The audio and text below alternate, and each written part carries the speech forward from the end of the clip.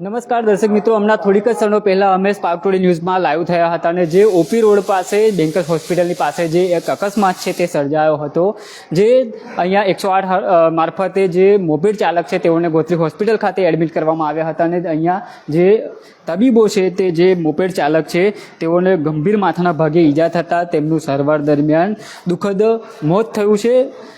અને જે રીતના અહીંયા અકોટા પોલીસ સ્ટેશનનો જે સ્ટાફ છે તે પણ અહીંયા દોડી આવ્યો છે. જે મોપેડ ચાલક છે તેમનું નામ જાણવા મળી રહ્યું છે કે ઉમેશભાઈ નાથાભાઈ પટેલ, જેઓ મુજ મોહડા રાજારામ સોસાયટીમાં રહે છે. જે ઓપી રોડ છે, ઓપી રોડ પરથી તેઓ પસાર થઈને ક્યાંક કામ અર્થે તેઓ જઈ રહ્યા હતા. તે સમય દરમિયાન એક સ્વિફ્ટ કાર છે તે ફૂલ સ્પીડમાં આવી હતી ને જે કારે આ અંકલ છે જે મોપેડ લઈને તેઓ જઈ રહ્યા હતા તેમને પાછળથી ટક્કર વાગતાની સાથે જ જે મોપેડ ચાલક છે તે રોડ પર પડ્યા હતા અને તેમને માથાના ભાગે ગંભીર ઈજાઓ થઈ હતી. અત્યારે જે 108 મારફતે અહીંયા ગોત્રી હોસ્પિટલ ખાતે લાવવામાં આવ્યા હતા અને ગોત્રી હોસ્પિટલમાં સારવાર દરમિયાન તેમનું મોત છે તે થયું છે. હાલ અત્યારે જે પોલીસની જે ટીમ છે તેઓ પણ અહીંયા અંદર જ તૈનાત છે અને જે રીતના જે કાગળની કાર્યવાહી છે તે કરવામાં આવી રહી છે. પણ વડોદરા શહેરમાં ક્યાંક ને ક્યાંક જે અકસ્માતોની જે વંજાર છે તે અટકવાનું નામ નથી લેતી. અમારા સ્પાર્ક ટુડે ન્યૂઝના ચેનલ હેડ કૌશલ ખાન છે તેઓ પણ આપણી સાથે જોડાઈ રહ્યા છે. જે કૌશલ સર, પહેલાં જ આપણે થોડી સમય પહેલાં લાઈવ કર્યું હતું, જે મોપેડ ચાલક હતા તેમનું અત્યારે તબીબોએ મૃત જાહેર કર્યા છે. રવિ, સૌથી પહેલા તો સ્પાર્ક ટુડે ન્યૂઝ પરિવાર તરફથી જે ઉમેશ પટેલ છે એમને હું શ્રદ્ધાંજલિ પાઠવીશ, કેમ કે જે રીતે આ અકસ્માત થયો એ અંકલ હતા, સિનિયર સિટીઝન હતા, અહીંયા મુચમોડા ખાતે જે રહે છે જ્યાં સુધી અમારી પાસે ઇન્ફોર્મેશન છે. અને જે રીતે વડોદરા શહેરને મેં પહેલા પણ લાઈવમાં કીધું કે હવે કંઈક નજર લાગી ગઈ છે, નજર ઉતારવાની જરૂર છે. હવે એ નજર કોણ ઉતારશે? વડોદરા શહેર પોલીસ ઉતારશે, ગુજરાત સરકાર ઉતારશે કે વડોદરા મહાનગર સેવા સદન ઉતારશે? સવાલ એ છે કે જ્યાંથી આ આમ્રપાલથી શરૂઆત થઈ છે રક્ષિત કાંડની, આ રક્ષિત કાંડ હવે એટલો ખતરનાક બનતો જઈ રહ્યો છે કે દિવસે દિવસે હવે જે કાર ચાલકો છે, ટુ વ્હીલર ચાલકો છે, એટલા બધા બેફામ ગાડીઓ ચલાવી રહ્યા છે. આજની જ વાત કરીએ, અટલાદરા રોડ પર જે ઘટના બની, જે સ્વિફ્ટ કાર વાળાએ જે ટક્કર મારી એક્સિસ ટુ વ્હીલર ને, એમાં ઉમેશ પટેલની મોત થઈ જાય છે રવિભાઈ. અને જે રીતે પોલીસ, મેં એવું નથી કહેતો કે પોલીસ કામગીરી નથી કરી રહી, પોલીસ બી કામગીરી કરી રહી છે, પણ પોલીસનો જે ડર છે ને રવિ, એ લોકોના મનમાંથી નીકળી ગયો છે, જેના કારણે જ આ લોકો બેફામ યમરાજ બનીને ફરી રહ્યા છે. અને સંસ્કારી નગરીના જે લોકો છે, જે નિર્દોષ લોકો છે, એમને આ લોકો મારી રહ્યા છે. હું ચોખ્ખો કહી રહ્યો છું રવિ, આ લોકો ખરેખર એટલી ખરાબ ઘટના. હવે કોઈના વડીલ જતા રહ્યા, કોઈની વાઈફ જતી રહી, કોઈની માં જતી રહી, એ લોકોના પરિવારને કેવી બીતતી હશે રવિ? કોઈ વિચારતું નથી કે જે કેવી રીતે ઘરથી નીકળે છે. આજે તો તમે વિચારશો નહીં, મારા વાઈફનો બી ફોન આવ્યો કે તમે કેટલા વાગે આવવાના છે, કેમ કે લોકોને હવે વિશ્વાસ રહ્યો નહીં રવિ. ટુ વ્હીલર વાળા લઈને જઈ રહ્યા છે, પાછળથી કાર આવીને ઠોકી દે છે. એટલે તમારા પત્ની હોય, તમારી માં હોય, તમારા ફાધર હોય, એ બધા બી હવે તો ચિંતા કરે છે, 3-4 વાર ફોન કરે છે કે ભાઈ ક્યાં છો, સહી સલામત છો કે નહીં. આવી પરિસ્થિતિનું નિર્માણ વડોદરા શહેરમાં થઈ ગયું છે. ખરેખર હવે તો મેં હમણાં જ એક મહારાજશ્રીને વાત કરી કે મહારાજશ્રી કંઈક કરો, તમે પૂજા પાઠ કરો કે આ જે ઘટનાઓ અકસ્માતની થઈ રહી છે, ખરેખર દુઃખની ઘટનાઓ થઈ રહી છે. કોઈના પરિવારનો લાલ, કોઈના પરિવારની સિસ્ટર હોય, કોઈની માં હોય, આવા લોકો પણ ઘરે રાહ જોતા હોય કે ભાઈ તમે ક્યારે આવશો. પણ અત્યારે જે રવિ, ખરેખર બહુ દિલથી હું દુઃખ થઈ રહ્યો છે કે ઉમેશ પટેલની જે મોત થઈ છે. અને જ્યાંના સ્થાનિક લોકોએ કીધું મને રવિ કે એટલી સ્પીડમાં એ ભાઈ હતા, 70 થી 80 સ્પીડમાં એ ભગાઈ રહ્યા હતા ગાડી, અને ગાડી ઠોક્યા પછી બી એ લોકો કેવો માણસ હશે કે તે રોકાયો નહીં, ત્યાંથી ભાગી ગયો. અને ભાગ્યા પછી બી સ્થાનિકો દ્વારા એને ટુ વ્હીલર પર પીછો કર્યા પછી એને પકડવામાં આવ્યો. અહીંયા આગળ ખોડિયારનગરના માતાજીનું મંદિર જે છે મુચમોડા, ત્યાં આગળ એને પકડવામાં આવ્યું. એટલે તમે વિચારો કે લોકોને પોલીસનો જે ડર હોવું જોઈએ રવિભાઈ, એ અત્યારે નીકળી ગયો છે. ને બેફામ યમરાજ બનીને એક કાર હોય કે ટુ વ્હીલર હોય ચલાવી રહ્યા છે. અને કાર વાળા તો ખરેખર શું કરું સાહેબ, હવે શું કહું રવિભાઈ, કાર વાળા એટલા ખતરનાક થઈ ગયા છે કે એમને જો તમારે ગાડી દોડાવી હોય, તમારી હીરોગીરી બતાવી હોય તો સાહેબ હાઈવે પર જાઓ ને, અહીંયા વડોદરાના લોકોને શાના માટે હેરાન કરી રહ્યા છો? આ તમે તમારી સ્પીડ જો, હવે અટલાદરાની સ્પીડ હોય, કારેલવાડી આમ્રપાલીની સ્પીડ હોય, કેટલી હોય ખબર છે રવિભાઈ? 40 કે 50 કે 30 કે 40. તમે યાર એક આવા રોડ પર તમે 70 80 90 ની સ્પીડ ચલાવો તો માણસ જશે ક્યાં? ખરેખર આજે પરિવારનો માણસ જતો રહ્યો છે, એના પરિવાર પર શું બીતતી હશે રવિભાઈ? હજી તો પરિવારના લોકોને ખ્યાલ પણ નહીં કે એમની સાથે આ દુર્ઘટના ઘટી છે. તમે વિચારો રવિભાઈ, અત્યારે વડોદરા શહેરની જે અત્યારે મેં એવું નથી કહેતું કે પોલીસ કામ નથી કરી રહી, પોલીસ કામ કરી રહી છે. પોલીસને હવે એવું કામ કરવાની જરૂર છે કે તમે વિચારો, આ કોઈ પેલા બુટલેગરોના મકાનો તોડી નાખ્યા, લારી ગલ્લા વાળાઓને હેરાન કરવામાં આવી રહ્યા. મેં જે ગુનેગાર છે એને સલાહ છોડવું જ ના જોઈએ, કોઈ બી હોય, પછી એ ચવરબંધી હોય તો પછી આ તમારા હું કોણ લાગે છે? આ બધા જે માલા તુજારો લોકો છે એ લોકોના કેમ કાર્યવાહી? જાઓ ઉત્તર પ્રદેશ, એનું ઘર તોડી નાઓ. ત્યાં યુપીમાં બી યોગી સરકાર છે, એમને લેટર લખો. ગુજરાત સરકારને લેટર લખવી જોઈએ કે ભાઈ આનું મકાન તોડી નાખો રક્ષિતનું. કેમ આવું નહીં થતું? કેમ લારી ગલ્લા વાળા દેખાય છે, એ પથારા વાળા દેખાય છે, એ લોકોને હેરાન કરવામાં આવે છે? મન દુઃખ ત્યાં થાય છે રવિ, ખરેખર કહું છું, દિલથી કહું છું કે આ તમે જેને પકડવાનું હોય, જે મોટા મગરો છે જે અત્યારે વડોદરા શહેરને નશા તરફ લઈ જઈ રહ્યા છે, સાલા એ મોટા લોકો તો પકડાતા નથી. નાના લોકોને પકડીને તમે જેલમાં નાખી દો છો. ડીજીપી સાહેબ નો હુકમ આવ્યો એટલે પતી ગયું. પછી તો તમે 150 માણસ બતાવવાના છે પોલીસ સ્ટેશનમાં. બંને પોલીસ સ્ટેશન ભેગા કરો એટલે 150 નોંધ થઈ ગયા એટલે આપણી કામગીરી પૂરી. પણ આવું ના હોય સાહેબ. તમે ટ્રાફિક મેનેજમેન્ટની વાત કરો, ટ્રાફિકને જે ભાન છે, જે લોકો ભાન ભૂલી ગયા છે એમને ભાન કરાવો. અને ટ્રાફિક અવેરનેસ ની જરૂર છે. એ પછી યુવાઓ હોય જે રીતે, કેમ કે અત્યારે ઘણા બધા એવા યંગસ્ટર છે રવિ કે ત્યાં એમને લાયસન્સ મળી જાય છે અને લાયસન્સ ને પછી લઈને બાપાની ગાડી લઈને નીકળી જાય છે. એ બાપાને તો ખબર બી નહીં, એ તો ઊંઘતો હોય ઘરમાં. ભાઈ ધ્યાન રાખવાની જરૂર છે, મા બાપને પણ ધ્યાન રાખવાની જરૂર છે કે મારો છોકરો ક્યાં જઈ રહ્યો છે, કેટલા વાગે જઈ રહ્યો છે, કઈ એની ભાઈબંધીઓ છે, એ નશો કરે છે કે નહીં. આ અત્યારે ખરેખર બહુ લાલ બત્તી સમાન કિસ્સાઓ થઈ રહ્યા છે રવિ. મા બાપને ખરેખર પોતાના બાળક ક્યાં જઈ રહ્યા છે એની જાણકારી હોવી જોઈએ. પોતાનું બાળક કેટલા વાગે ઘરે આવ્યો, ક્યાં એ બેઠો હતો, કોની સાથે બેઠો હતો, આ બી બહુ ઇમ્પોર્ટન્ટ વસ્તુ છે રવિ. આ આટલું જ ખાલી મા બાપ આપણે એક ટકોર કરતા થઈ જશે કે ભાઈ ક્યાં છે, કેટલા વાગે આવીશ તું ઘરે, ચલ 12 વાગી ગયા, આટલા વાગે શું કરે. એટલે કઈક એવું કરવું પડશે, કેમ કે આ આપણા ઘરેથી શરૂઆત કરવી પડશે રવિ.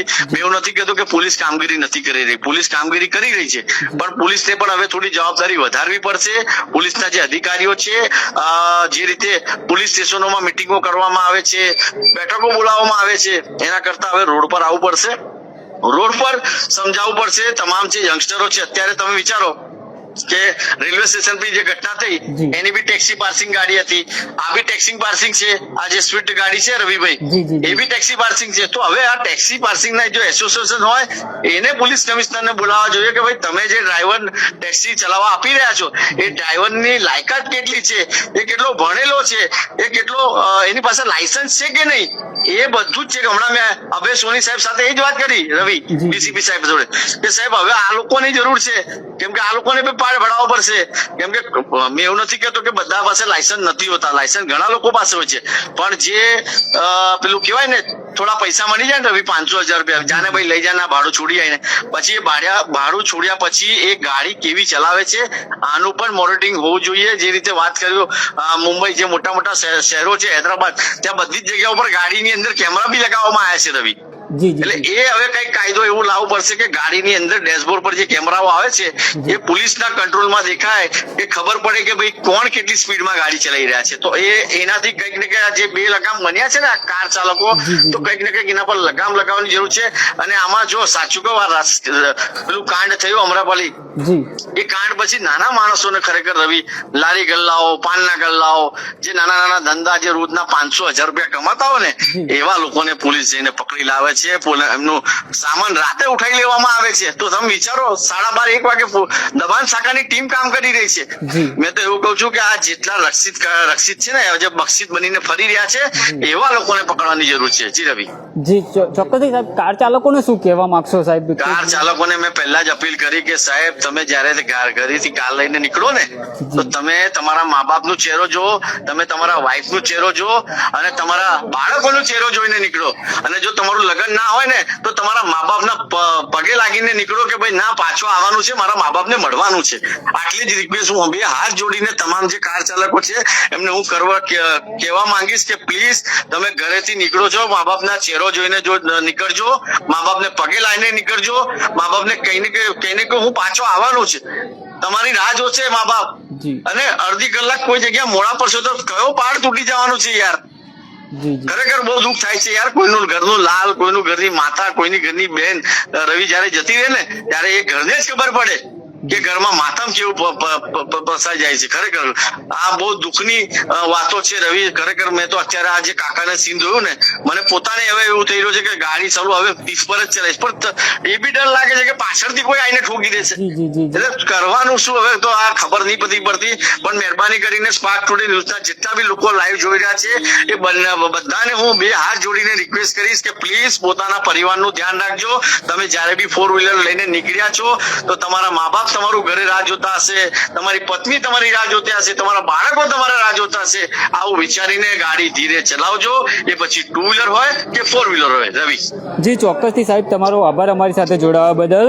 જે રીતના વડોદરા શહેરમાં અકસ્માતો જે જોવા મળી રહ્યા છે અત્યારે, જે ઓપી રોડ પર અકસ્માત સર્જાયો હતો જેમાં એક જે વૃદ્ધ દાદા છે તેઓનું ઘટના સ્થળ પર જ તેમને ગંભીર ઈજાઓ થઈ હતી. હોસ્પિટલમાં તેઓને લાવવામાં આવ્યા હતા અને હોસ્પિટલમાં જે તબીબો છે તેઓએ અત્યારે જે સિનિયર સિટીઝન જે વૃદ્ધ છે જેમની 70 વર્ષની ઉંમર છે તેઓનું દુઃખદ મોત થયું છે. અને જે રીતના હાલ વડોદરા શહેરમાં અવારનવાર જે અકસ્માતોની જે વંજાર જોવા મળી રહી છે ત્યારે ઓપી રોડ પર જે અકસ્માતની જે ઘટના છે તે સામે આવી છે.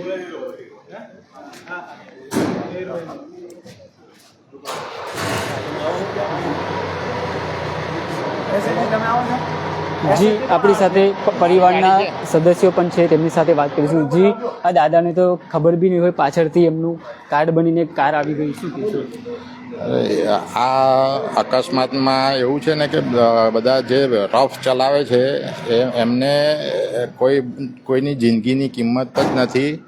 આ રીતના આવું બેકાર ડ્રાઇવિંગ કરવાથી આટલા ઇન્સિડન્ટ બને છે ને રોડ અકસ્માત થાય છે ને કેટલાય લોકોના મૃત્યુ થાય છે. એના માટે કંઈક પગલાં લેવા પડે. આવી રીતના ના ચાલે. આવી રીતના પબ્લિકને કઈ રીતના વાહન ચલાવવું એના કોઈ કાયદા કાનૂન નથી, પોલીસ નથી, પોતાને આવડતું કે કઈ રીતના આપણે ગાડી ચલાવી ને લાયસન્સ લઈને બેસી જાય છે. એ બધું ત્યાં પણ સ્પોટ પર ગયા હતા. સ્પોટ પરથી પણ સ્થાનિક લોકો કહેતા હતા કે દાદા તો એમની સાઈડ પર ચાલતા હતા પણ પાછળથી કાર એક ફૂલ સ્પીડમાં આવીને એમને ફંગોળી નાખ્યા. હા, એ જ છે ને. એટલે એ કેટલી બેદરકારી કે આપણે જ્યારે આગળ વાહન છે જ ને એટલી બધી શું ઉતાવળ છે કે શું એટલું બધું તમારી ફેક્ટરી ચાલે છે કે એટલી બધી ફાસ્ટ ગાડી ચલાવવાની કોઈના જીવની કોઈની કંઈ કિંમત જ નથી. શું માનો છો પકસ્માતોને રોકવા માટે તંત્રએ શું કાળજી લેવી જોઈએ? એ તંત્ર જે આ રીતના કાળજી લે છે એ રીતના જ કાળજી લે છે, બીજું શું કરશે? આ તો પબ્લિકે જ એ કરવું પડે, જાગૃત થવું પડે કે આવી રીતના ડ્રાઇવિંગ ના કરાય. તંત્ર શું કરે આમાં? તંત્ર તો એમનો બી વર્કિંગ આવર પતી જાય પછી શું કરે? તંત્ર એ બી એફર્ટ કરવો જોઈએ, ના નહીં, પણ પબ્લિકે બી સમજવું જોઈએ કે ભાઈ આપણે રોડ પર ચાલીએ છીએ કે બગીચામાં નથી ફરતા કે આવી રીતના ગાડી ચલાવે છે. તો રક્ષિત કાંડની જે ઘટના છે તો લોકો ભૂલ્યા નહીં ને એમાં પાછી એક હા એ જ છે ને કે લોકોને સ્ટેરિંગ હાથમાં આવી જાય છે એટલે શું પોતાની જાતને સમજે છે કંઈ સમજણ પડતી નથી. માફ કરશો, એક છેલ્લો સવાલ પૂછું કે નિર્દોષ લોકોના જીવ ક્યાં સુધી આવી રીતના જતા રહે છે? હા, એ જ મારો પણ એ જ સવાલ છે કે નિર્દોષ લોકો જે પોતાના કામ પરથી કે પોતાના ઘરેથી કે પોતાના કોઈના સગા સંબંધીથી મળીને બહાર નીકળતા હોય અને અનાયાસે જ આવું બધું થઈ જાય ને એ માણસ એક સેકન્ડમાં અતો થઈ જાય તો આ તો સ્વીકાર્ય છે નહીં. કાર ચાલકને પોલીસે પકડી લીધો છે, શું કહેવા માંગશો? કાર ચાલકને પોલીસે પકડી દીધો છે, સારું છે કે પકડી. અમને તો જો એને બી સજા થવી જ જોઈએ અને એના જેવા બીજા લોકોને બી સજા થવી જોઈએ ને. આવા લોકોને સજા થાય તો બીજાને બોધ મળે અને એ લોકોને પ્રજા જાગૃત થાય. તો જ કંઈક આવા ઇન્સિડન્ટ આવા ઓછા બને, બાકી તો આવું જ ચાલવાનું.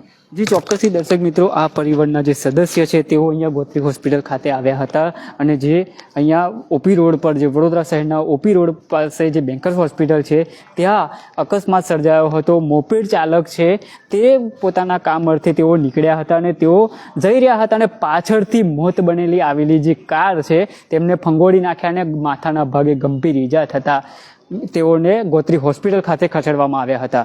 ગોત્રી હોસ્પિટલ અહીંયા જે તબીબો છે તેઓએ મૃત જાહેર કર્યા છે, પણ ક્યાંક ને ક્યાંક કેટલાક લોકોના જીવ છે, નિર્દોષ લોકોના જીવ છે તે આ બેફામ વાહન ચાલકો લઈ રહ્યા છે. જ્યારે વડોદરા શહેરમાં ટ્રાફિક અવેરનેસના જે કાર્યક્રમો યોજાતા હોય છે, અલગ અલગ રીતના જે લોકો છે, જે વાહન ચાલકો છે તેઓને અવગત કરાવતા હોય છે પોલીસ દ્વારા, પણ ક્યાંક ને ક્યાંક જે બેફામ બનેલા જે વાહન ચાલકો છે તેમના કારણે નિર્દોષ લોકોના જીવ જઈ રહ્યા છે. આજે એક પરિવાર ઘરનો એક દીવો છે તે એક કાર ચાલકના ગફલતના કારણે આજે એક વૃદ્ધે જીવ ગુમાવવાનો વારો આવ્યો છે. અમે પણ આશા એ જ કરી રહ્યા છે અને સમગ્ર વડોદરા શહેરમાં લોકો આશા કરી રહ્યા છે કે વડોદરા શહેરમાં અકસ્માતોની વંજાર છે તે ક્યાંક ને ક્યાંક અટકે, પણ બેફામ જે વાહન ચાલકો જે પોતાની જે આવડતના કારણે જે એમ તેમ જે ગાડીઓ ચલાવે છે તેના કારણે જે નિર્દોષ લોકોના જીવ જઈ રહ્યા છે, જેને લઈને હવે પોલીસ પ્રશાસન તરફથી જે આ પરિવારના સદસ્ય છે તે ન્યાયની માંગ કરી રહ્યા છે. કેમેરામેન રાજ દુબે સાથે હું રવિ સિંધાસ, સ્પાર્ક ટુડે ન્યૂઝ, વડોદરા.